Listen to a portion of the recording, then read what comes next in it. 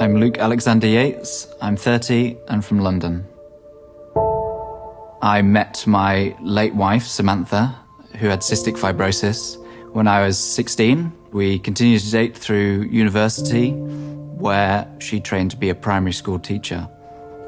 And after graduating, we got married and began our future together, our life together. She was a remarkable woman, incredibly strong-willed. She approached life with a very light touch and embraced every moment as best as she could. So at 26 years old, I became a widower because of a lack of organ donors.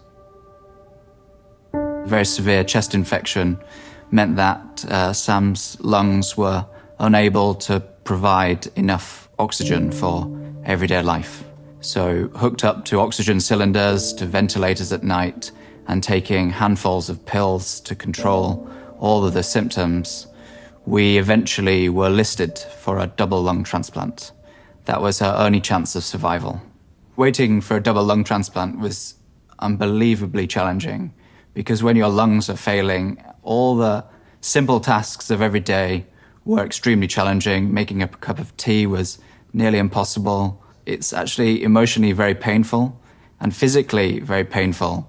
Lots of painkillers were used to control a lot of discomfort. And I, of course, tried to help as much as possible, but ultimately what was required was someone else's generosity to save her life.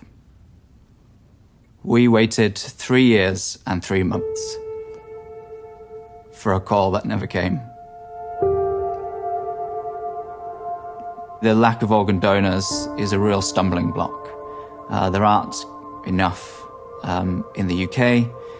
Worse still, my story is actually quite common. About 3 people every day die in need of an organ. I think the simplest solution to the organ donor crisis is probably starting at school, starting with early years education in organ donation, so that when these children grow up, they grow up fully informed about what organ donation can do and can make an informed decision when they're an adult. Having a conversation with them about organ donation will be a great step forward. So just to discuss this from a very early age, so it's completely normalized in society. I don't want any more people, friends, family, to miss loved ones because of a lack of donors. It doesn't make sense to me, and it's easily fixed.